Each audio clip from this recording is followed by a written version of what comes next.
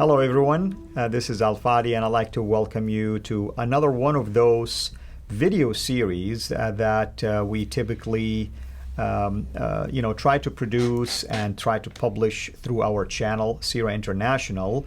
And this particular one is going to revisit a topic that first came on the air through our channel back in April of 2018 when I have with me Dr. Jay Smith here in studio, and we talked about the unknown history of Islam. And part of that series was the issue of the Qibla. As you know, Muslims basically face in a one specific direction when they're praying. You go to the mosque and you'll see the mihrab, or the direction of the prayer called the direction of Qibla, basically. However, at least the first 200 years of Islam began to reveal, archaeologically speaking, through the work of Dan Gibson, some controversies and contradictions in terms of which direction the Qibla was facing at the beginning and when it became fixed towards Mecca. Now, that was back in April 2018. Around December of the same year, 2018, about a year ago, because right now we are in December of 2019, Dr. David King basically ended up writing a refutation of Dan Gibson's work on the Qibla. And since then, there has been a back and forth, basically, rebuttals between the two. And primarily, Dan Gibson did a number of series about a couple of months ago to try to explain his position and also to defend his findings. With me here today, of course, no better than Dr. Jay Smith, who came back again to really unpack this so-called Qibla controversy. And obviously, myself and Dr. Jay like to do this at an academic level because we want to take the arguments out there and unpack them in an academic way to help you and help anyone else who is really passionate about topics like this. Our goal is really to do kind of like a peer review, if you wish. We're not here to attack. We're not here to try to ridicule. We're not here to try to expose anything. But we are going to take a hard look at arguments and bring about our own way of analyzing it and assessing it. And with that says, I would like to welcome you back to the studio, Dr. J. Oh, it's good to be here with you again. It's been a few months since we were in this studio earlier, unpacking other areas like the scientific problems within the Qur'an. But I want to back up a little bit as to why this whole controversy between Dr. David King, who is considered to be the world authority on the Qibla. This is his whole area of expertise. He's quite old now. I think he's possibly in his late 70s or early 80s. I don't know his exact date. But he's long retired, and he no longer is involved in the research. And because he's the world authority, what Dan Gibson found confronts everything that this man has done. His entire career is, you might say, in question as a result of Dan's research. And you can then understand the reaction that we're getting from Dr. David King. Dr. David King is from Britain. Let's look at their pictures up here. You can see Dr. David King on the left there and Dan Gibson on the right. Dr. David King is very reputable, very knowledgeable, certainly is well respected in the academic community. Dan Gibson does not have a PhD, is not well known in the academic community. Right. He is what I would call an archaeologist.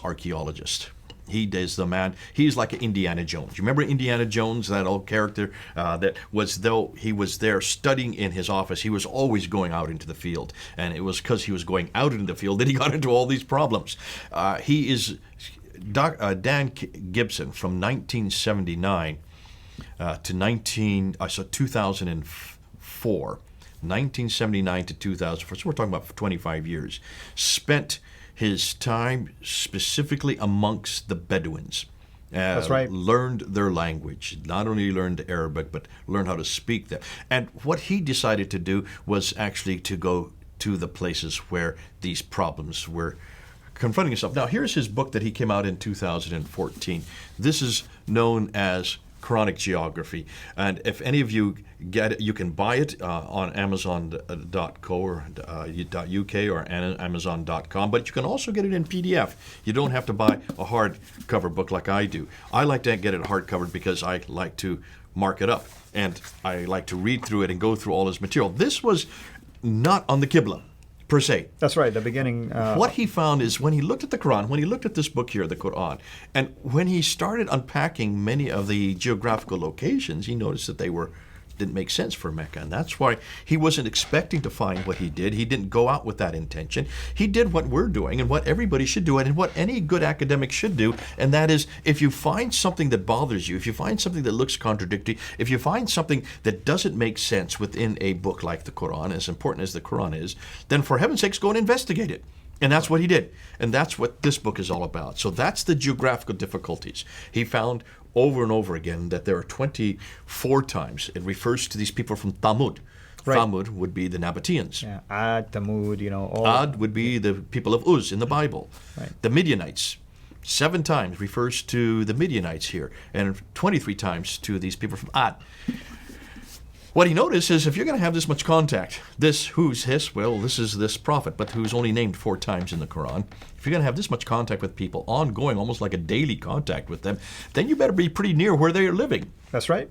And exactly. Do you know where these Ad, Thamud, and these Midianites live? But certainly they're not around Mecca, and they are way north. North to the point that it is even so far from the surrounding neighboring cities of Mecca itself, or even Medina, for that matter. Absolutely. They're up in what we now know today as Jordan. Correct. This is the Nabatean area, and this is much further north, 600 miles further north. And there's no way you can have daily contact with people 600 miles in the north unless you had a helicopter and were able to go back and forth 1,200 miles in one day. That does not exist, not on a daily contact. But also he noticed that there were lots of references to things that just made no sense for Mecca.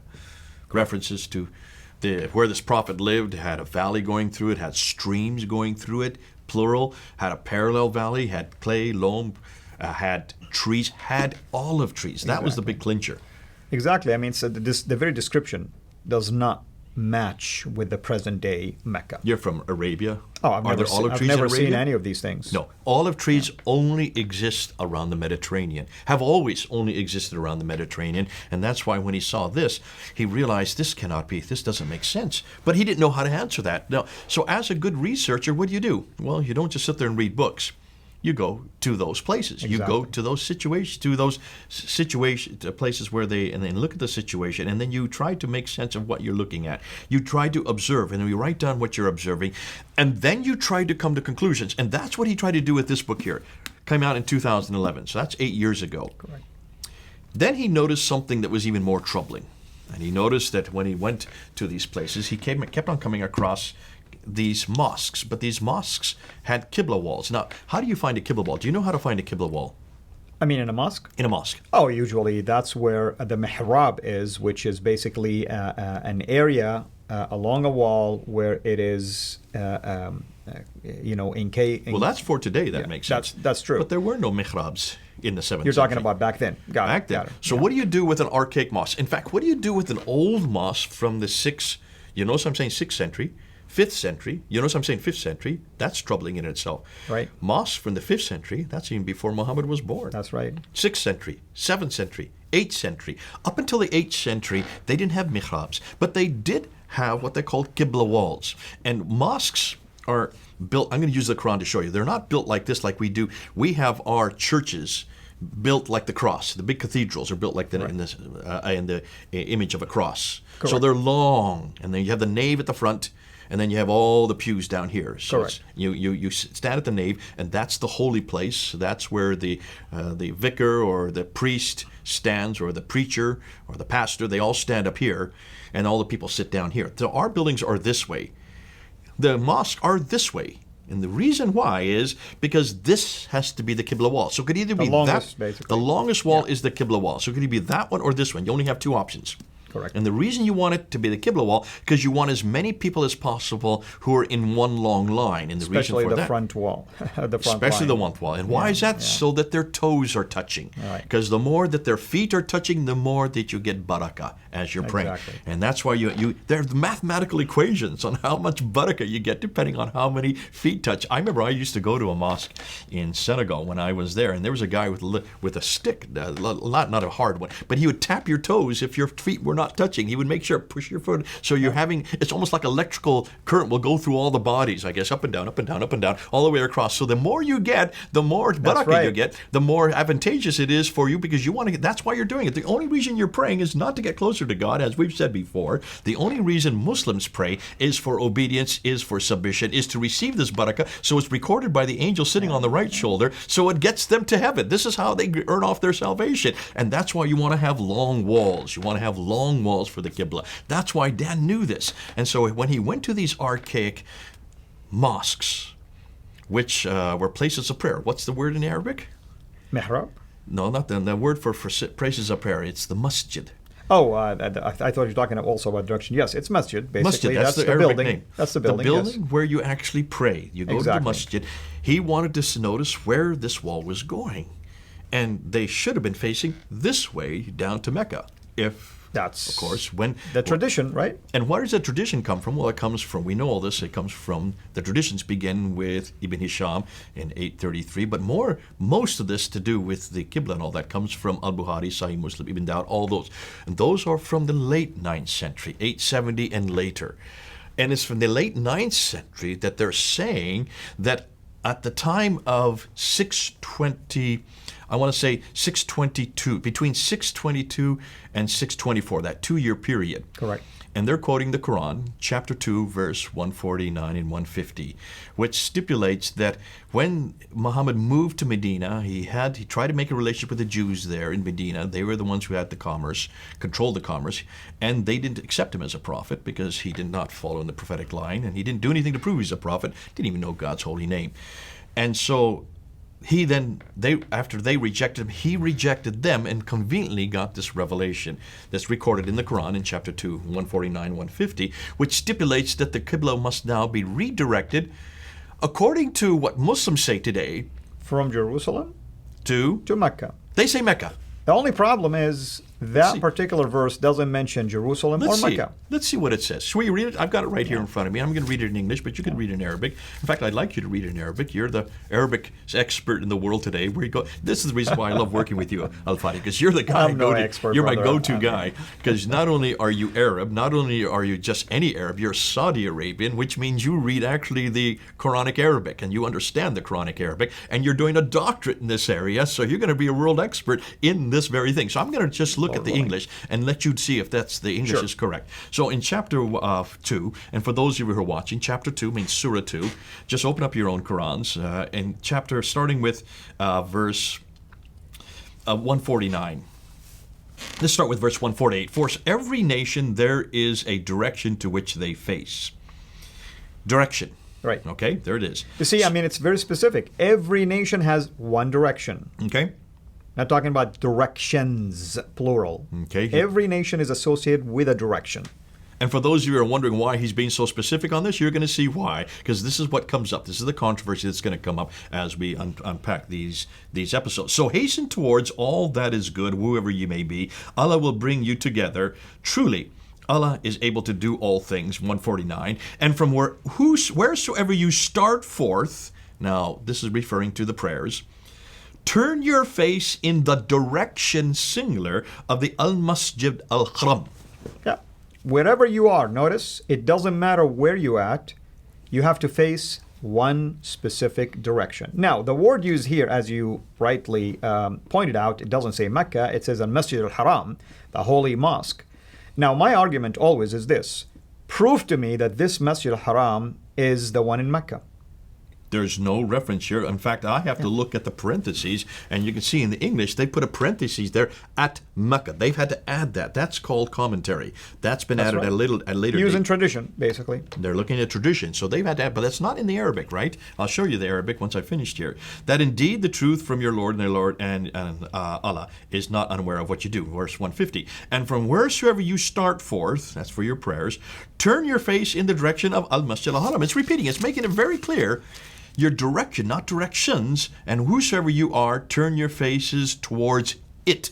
Singular. Singular. Okay? Just read the Arabic and see if that's correct. So, I mean, right now, when we look at it, in 149, وَمِنْ حَيْثُ خَرَجْتَ فَوَلِّ وَجْهَكَ شَطْرَ الْمَسْجِدِ الْحَرَامِ وَإِنَّهُ لَلْحَقُّ مِنْ رَبِّكَ وَمَا اللَّهُ بِغَافِلٍ عَمَّا تَعْمَلُونَ وَمِنْ حَيْثُ خَرَجْتَ فَوَلِّ وَجْهَكَ شَطْرَ الْمَسْجِدِ الْحَرَامِ وَحَيْثُ مَا كُنْتُمْ فَوَلُّوا وُجُوهَكُمْ شَطْرَهُ لئلا يكون للناس عليكم حجة إلا الذين ظلموا منهم فلا تخشوهم واخشوني ولأتم نعمتي عليكم ولعلكم تهتدون. So here it's very clear. فولي وجهك, turn your face, meaning speaking to any of you. شطرة, meaning in the direction of Al-Masjid al-Haram, one specific location. Okay. I mean, that's what it's saying. That's what it's saying. So there is, according to Islamic tradition, referring to the Qur'an, chapter 2, verse 149 and 150, it is a one direction, one place, specific, the Masjid al-Haram. No reference to Mecca, no reference to Jerusalem. There is a change, though, and it's to go to this place, the Masjid al-Haram. Okay. That's right. Now, take that on board. That's all they've got. That's all we've got. This is all that we have on the Qibla in the Qur'an. We have to go to the traditions written in the 9th century. So if you take that on board, you can then understand why Gibson came up and had to write this book. Right, the Qibla. This is it. This is the book. And if you have a chance, get it.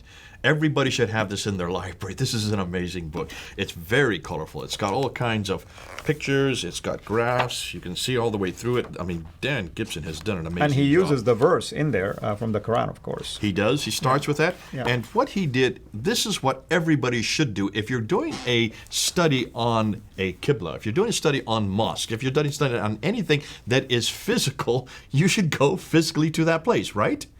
To me, that's a no-brainer. That seems it should be something that's quite obvious. It should be from the outset. Anybody who is an expert on the Qibla should be able to do that, and that's what Dan did. Now, he did not claim to be an expert on the Qibla. He did not get trained to be an expert on the Qibla. He did not take any studies. He did not go to any university to study about the Qibla. He didn't do any of this. He just saw that there was a problem, and so therefore he wanted to find out how to solve it. So he went from mosque to mosque to mosque to mosque to mosque. In fact, he's still going. Over 100 mosques he went to, physically. Went there. Right. Looked for the Qibla wall. Took the coordinates, not using Google Maps. And we'll get into that, what he did. He used the Aster satellites, which are the Japanese thermal imaging, which are the most sophisticated satellites you can use to get the exact coordinates to see what direction they're going. Now you only have two directions you can go with, either that one or this one. Correct. You can't go this way, this one. And if this way, then you want to go that way. If it's this way, then you want to go that way, obviously. So it's very simple to do that. It's not very hard. And all these mosques most of them are in ruins. Some of them are still standing. Others have been destroyed and rebuilt. So you need to go to the original floor plans. You need to go down to where the first mosque is. Or in some cases, there are completely two different mosques. One mosque here, another mosque back up here, like the Anjar Mosque in Jordan. This one's facing this way, and this one has been built. This was built in 701. This was built in 730. And this one is facing that direction, and this one is facing this direction. And it was built at a later time up above it, looking on completely different direction. Two different mosques, 30 years apart. Very obvious. Obviously, there's a change. Now, he noticed this, and he's kept on noticing this from everywhere he went. And he said, hold on a minute, why hadn't anybody been told him this? So he finally decided to go back and film every one of these and picture over there and start to put it together. That's the conclusion of his studies. Now, so far, is there anything wrong with what Dan Gibson has done so far that you can see? Not at all. I mean, if you're a researcher, you have to do this. And again, I mean, I don't see any problem if I was the researcher and then Dan Gibson came back later and tried to either examine my research or refute it with analytical data. That's research. That's academia. That's academia, and that's what anybody who is coming up with a problem should do. Rather than just sit there and get upset and say this is wrong, he wanted to find out, well, what's the reason? Why is it? And is this so? And is this consistent? And do we find other examples of it? Not just one that's off. If you just found one that was off, that would make sense, that was probably a problem with that, whoever built that mosque. He wanted to find where they're all off. And what he tended to find was that he found that there were not just one, not just 10, not just 20, over 100. That's a lot. That's a lot. And they were all going in different directions. And he said, oh, wait a minute, this doesn't make sense. So if you see mosques going in many, many different directions, what would you think right off the top of your head? Without without knowing where we're going to go with this, what would you think? Just try to... I mean, the first thought will come to my mind, confusion about direction of Qibla. Okay, and why? Why the confusion, do you think? Probably they didn't have, scientific methods to follow. They were ignorant. That's right. That would be my conclusion too, right? These people are ignorant. They just don't know better. We know better today because now we have spectral thermometer. We have satellite technology. We have GPS coordinates that are so specific. We know today exactly how they would make these. So, in other words, you're saying let's give them the benefit of the doubt. That will be the first reaction. That's right. We will get. And by the way, I mean, this is just our introduction. I mean, I just want people to know that this is just the beginning of this series that will end up probably titling the Qur'an, the Qibla controversy. Okay, and this is exactly what Dan King did. David King, I mean. Did I say Dan? I'm saying Dan Gibson, David King. See, even I'm so glad that I'm not have the papal bull because I make mistakes all the time. But I'm willing to admit my mistakes. Notice I admitted it right there. I got the wrong name. I quickly admitted it, and I corrected it. Thanks to you. David King cannot do that. Why do you think is that? Well, let's go and see what happened. Because David King got a hold of this book. And he thought at first it was a waste of time. Why should he do it? Because who is this guy? He's nothing. He's an amateur, which is true. He's an amateur. But he spent 25 years actually going to these places. How many of these mosques, these over 100 mosques, did David King, do you think, go to? If our discussion, is a testimony about this, I think you told me one only. Only one. Yeah. He only went to the Samarkand Mosque. In all of his years as the world authority on the Qibla, he only ever went to one Qibla. And I have to tell you, even if he went to 5 or 10, still doesn't match what Dan Gibson have done. By definition, if you're going to be an expert in this area of the field, I would assume that you would have actually gone and been to these places physically to actually look and see if this is correct, to even know. In fact, he didn't even know that these other Qiblas were off. He had no idea because he hadn't been there. No one had done any study. Almost, I won't say, and I don't know, and I should ask Dan, maybe, and we're going to be doing this. We're going to be calling Dan in a few weeks, and we're going to have a live air with going on and asking some questions that we've come up with. Dan Gibson, by the way, we're talking about Dan Gibson. There are a lot of Dans. There's Dan Brubaker and the Dan Gibson. Right. But this is the Dan Gibson, and I would like to ask him, when we go through this, just how many of these has he actually seen that were completely off, that he's the first to discover them, because a lot of these people didn't. In fact, he was just telling me, he just emailed me yesterday, and he just said, Jay, we're still coming up with brand new mosques. They're still coming up to me, and what's happening is people all over the world now are starting to email him. Exactly. Say, Jay, Dan, here's another mosque. We have it. This is a mosque. Here's the foundation. Would you like us to go and look at it? He said, yes, here's what you need to do. Here's how you find the Qibla. And so he's actually telling them to do it for him, because he's spending so much time now traveling, he needs other people to help. And if any of you do know, and you come across any older foundations of what used to be a mosque there, especially if there's a new mosque with an older one next to it or behind it, somewhere in the same vicinity, which is the older version, could you let us know? And do we want to put the email where they can get a hold of you? Yes, I mean, in terms of that, it's very easy. They can always go to my website, sirainternational.com, and in there you can just click on Contact Us, and it will come directly to me. My email is very easy. It's alfadi@sirainternational.com. I get emails from people all the time. Or you can go right up to Dan Gibson's. If you go up on YouTube, go Dan Gibson, go to his YouTube site, and he has there on every one of his videos, he has how you can contact him. Let him know that you found a new mosque, because he would like to find out about that mosque. If you're near it, he'll probably show you how you then find the coordinates for it, and then that will just start. And if you go up to the Dan Gibson tools, you will see the Qibla tools. He has a whole section just on the internet, just on Qibla tools. They will add that up on the growing list of mosques. So David King comes across this book. David King gets angry. and he decides to write a response. December 2018, a year ago, he wrote this response. It's not a nice response. He's very vitriolic. He gets quite antagonistic. He gets quite angry. He gets very emotional. Unfortunately, you can see that he's reacting wrongly. This is the wrong kind of reaction.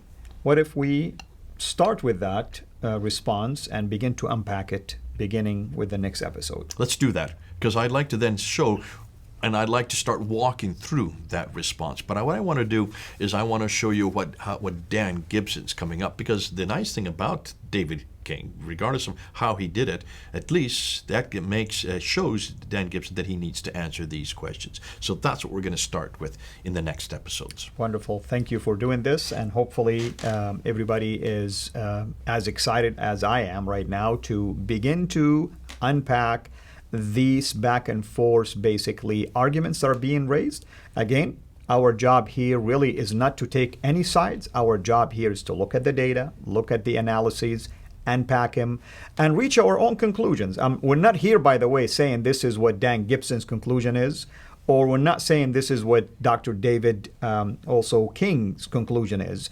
We leave that up to them. Our job is to take the data, analyze it, unpack it for you, the audience. We want you to reach your conclusion based on what we will be showing you. Until we meet again, have a blessed day. Thank you for watching. Please like our video, and we encourage you to subscribe to our YouTube channel, Sira International. And be sure also to click the bell so that you receive notifications whenever we upload new videos into the channel. And finally, I like to prayerfully encourage you to become a patron through Patreon. Your giving is much needed and will enable us to produce more and more of videos like this so that we can publish them on a weekly basis. So thank you in advance.